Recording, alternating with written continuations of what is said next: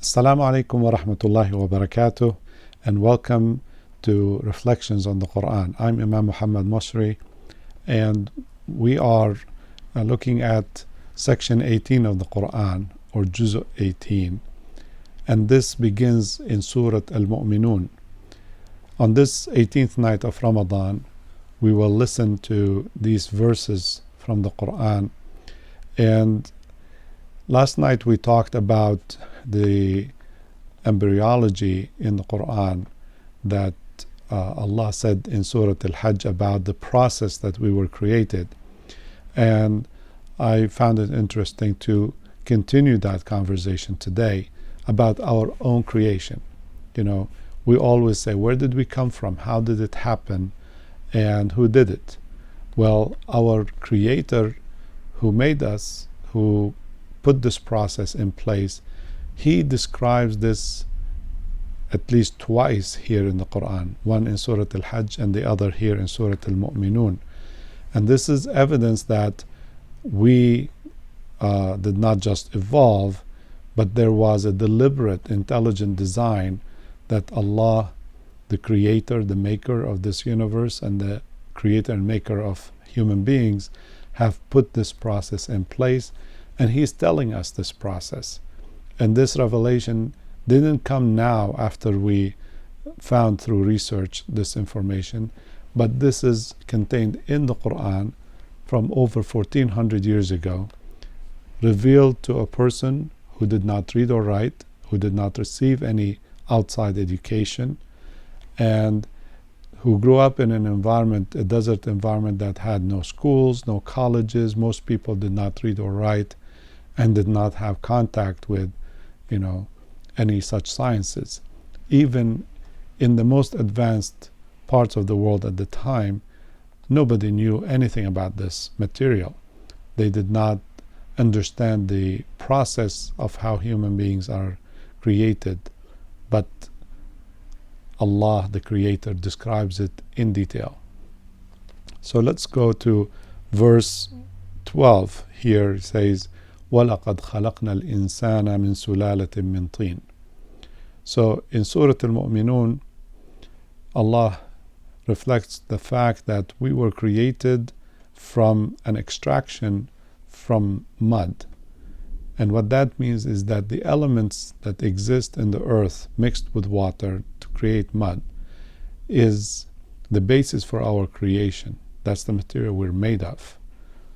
We are part of this earth. Mother Earth is really our original mother. That's where our elements. So everything in our body came from things around us. And then he says, ثُمَّ جَعَلْنَاهُ نُطْفَةً فِي قَرَارٍ مَكِينٍ. Then we made him into a single cell, nutfa, that is tiny cell, but it is in a very secure place. And that's referring to the womb. So in the body of the person, in the body of the woman, the most protected place for this to happen is inside the womb, inside the wall of the womb. There are several layers of body, of muscles and tissues that cover this, so this person is in a safe place. It's the safest and strongest place in the human body. And that is where Allah chooses that this ovum, which is the egg after being fertilized by a sperm, will reside, and it will reside in the wall of the uterus.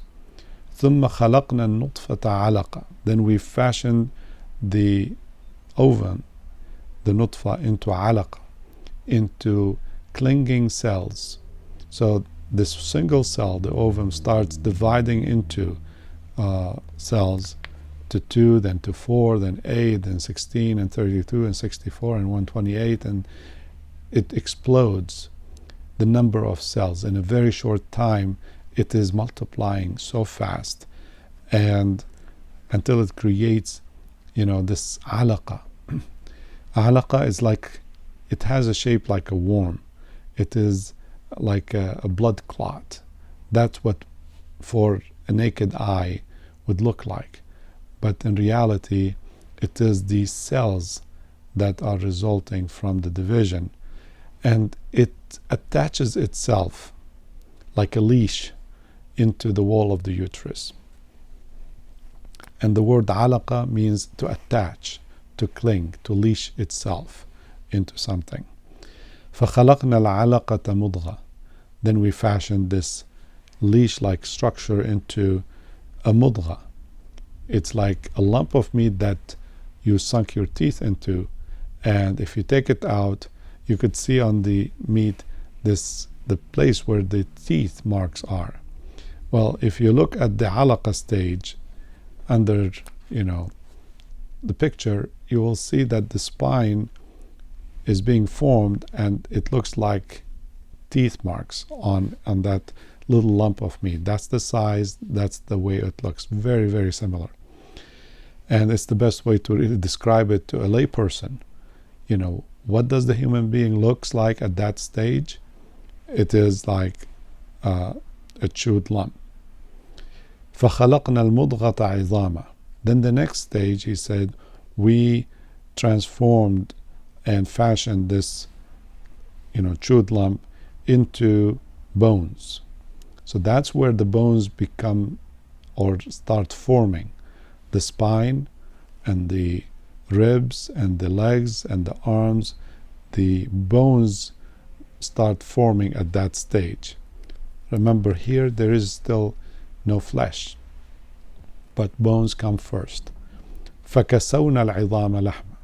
Then after those bones are beginning to form, then the flesh start forming on top of that, and it is like being clothed. The bones are being clothed with flesh, and he uses the same word for clothing to cover these bones.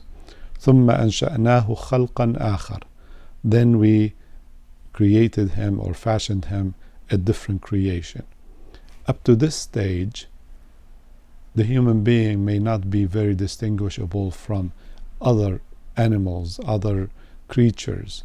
They have similar looks, but right after this specific stage of clothing the bones with meat, with flesh, the human being becomes distinct and different, doesn't look like other creatures. That's where you recognize, okay, this head looks like a human head. This spine, the legs, the hands takes the form and the shape of a human being. And that is, the process gets complete there. From there, simply this little infant, which is a few inches long, starts growing in size inside the womb. Okay? And more cells are specializing in the process to become the heart and the lungs and the brain and the eyes and everything. So this description, you could look up books of science, embryology, and see it described the same way. It looks exactly this way. And that's why Allah said, فَتَبَارَكَ اللَّهُ أَحْسَنُ الْخَالِقِينَ. Blessed is Allah, He is the best of creators. He says, after that, in your life, you're going to die. ثُمَّ إِنَّكُمْ بَعْدَ ذَلِكَ لَمَيِّتُونَ. All of you, every human being will eventually die. ثُمَّ إِنَّكُمْ يَوْمَ الْقِيَامَةِ تُبْعَثُونَ. Then, on the day of resurrection, you will be brought back to life.